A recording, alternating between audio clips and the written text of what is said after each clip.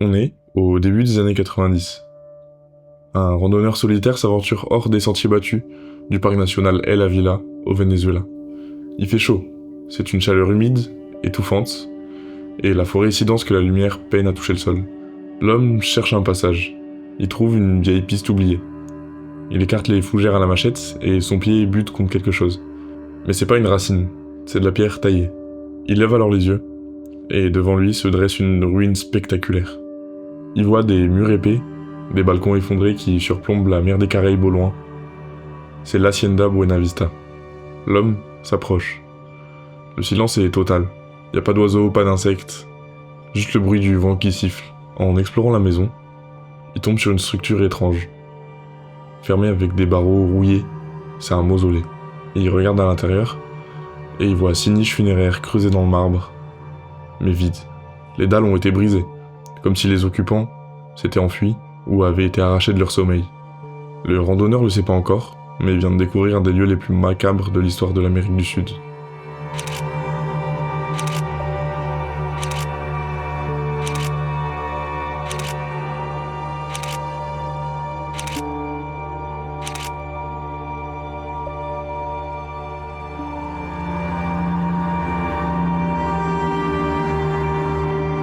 Il y a un siècle, un homme vivait ici, un médecin, et les villageois racontent qu'il vivait pas seul.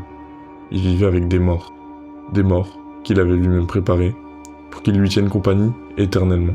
Mais qui était cet homme? Pourquoi ces tombes sont-elles vides? Pour comprendre l'histoire de la fin, il faut revenir au tout début.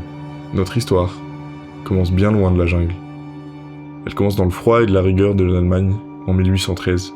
Gottfried Notch, né à Halberstadt, il étudie à l'université de Fribourg, une des meilleures du monde où la médecine est un art. On dissèque, on analyse, on cherche à comprendre la nature humaine. Knotch est un très bon chirurgien. Précis, patient, calme. Mais en 1840, il prend une décision radicale. Le Venezuela, jeune république indépendante, lance un appel international. Knotch a 27 ans. Il a soif d'aventure, alors il embarque sa femme et ses valises, et il part pour le Venezuela. Imaginez le choc. Il passe des bibliothèques calmes de Fribourg au port chaotique de Guira. L'odeur des épices, du poisson, de la sueur et la chaleur qui vous frappe comme un coup de poing. Mais Knotch ne recule pas.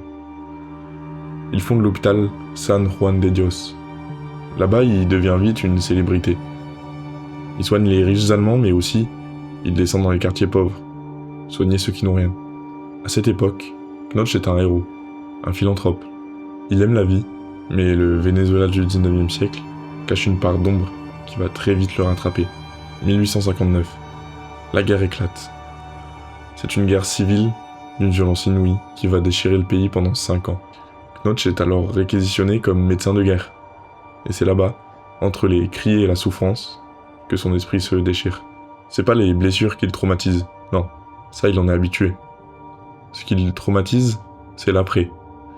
Là-bas, la mort est sale, il fait 35 degrés à l'ombre. L'humidité est de 90% et un corps sans vie commence à se décomposer presque immédiatement. Knotch voit des centaines de jeunes hommes mourir sur sa table.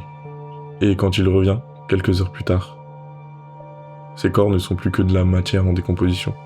Des corps gonflés, méconnaissables, dévorés par les insectes. Il n'y a aucune dignité, aucune paix, juste de la pourriture. C'est à ce moment-là que l'obsession naît. Il se fait une promesse. Si je ne peux pas sauver leur vie, je dois sauver leur apparence. Pour lui, c'est pas de la sorcellerie. Il fait rien de mal. C'est juste de la science. Knotch commence à travailler la nuit. Il étudie les techniques des Égyptiens anciens, mais il les trouve imparfaites. Pourquoi? Parce que les Égyptiens vidaient le corps. Ils enlevaient le cerveau par le nez avec un crochet. Ils enlevaient les intestins, le foie. C'était plus un homme. C'était une coquille vide, remplie de sel. Knotch veut mieux.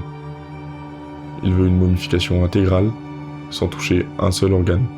On connaîtra jamais la formule exacte qu'il a utilisée, mais on suppose qu'il a utilisé du chlorure d'aluminium. Il commence par tester son sérum sur des chiens errants, en leur injectant dans la jugulaire. Le produit circule dans le sang, et il fige les tissus à l'intérieur. Ça marche. Les chiens meurent, mais ils ne pourrissent pas. Ils deviennent durs comme de la pierre. Il lui faut maintenant un sujet humain. L'occasion se présente, sous la forme d'un soldat inconnu, José Pérez. Il décède à l'hôpital d'une pneumonie. Pérez n'a pas d'amis ni de famille. Personne ne réclame son corps. Knoch le récupère alors et l'amène dans son labo. Il prépare sa seringue et l'opération réussit. José Pérez ne se décompose pas. Il devient la première momie moderne. Mais Knoch ne l'enterre pas. La rumeur commence à grossir en ville. On dit que le médecin est devenu fou. Pour fuir les regards, Knoch achète l'Hacienda Buenavista, une villa en haut d'une montagne, isolée du monde. Il y amène alors sa femme, sa fille et José Pérez. Il habille la momie du soldat avec un uniforme neuf, une arme, et il le place à l'entrée de sa maison. Imaginez la scène. Vous grimpez la montagne pour aller voir le docteur, et c'est un cadavre vieux de 10 ans, parfaitement conservé, qui monte la garde. Les années passent, l'Hacienda devient un mausolée vivant, et il vit avec sa femme et une prénommée Amalie Westman, sa fidèle infirmière. La tragédie frappe. Sa fille et son frère meurent tous les deux. À chaque décès, Knoch refuse le deuil. Il injecte son sérum, il habille les corps, et les enferme dans des niches vitrées. On raconte qu'il prenait le thé devant les vitrines, discutant avec les corps. C'est une image terrifiante, mais aussi profondément triste. C'est l'histoire d'un homme qui aimait tellement les siens qu'il préférait vivre dans un tombeau plutôt que de les laisser partir. En 1901, Knoch se fait vieux, et il voit sa fin arriver. Il prépare alors une dernière seringue, et la donne à Amélie, son infirmière. Il lui fait alors jurer de lui injecter lorsque son cœur s'arrêtera. Il meurt, Amalie s'exécute, puis il l'enferme dans le mausolée. Amalie restera seule dans cette maison pendant encore 20 ans, seule avec les momies. Quand elle est morte à son tour, il n'y avait plus personne pour lui injecter le sérum. Elle est donc morte avec le secret. Quelques années plus tard, des pilleurs sont venus. Ils ont cherché de l'or dans les momies. Ils ont alors cassé les corps, puis les ont jetés à la mer ou dans la jungle. C'est la raison pour laquelle, dans notre introduction, les tombes étaient vides. Knoch voulait vaincre le temps, mais il a échoué. La jungle et l'oubli ont gagné. Mais peut-être qu'en racontant son histoire ce soir, on lui offre enfin un petit moment d'éternité. Merci beaucoup d'avoir écouté cette histoire. Et si vous vous baladez un jour sur le mont d'Avila, ne cherchez pas les momies. Contentez-vous d'écouter le bruit du vent.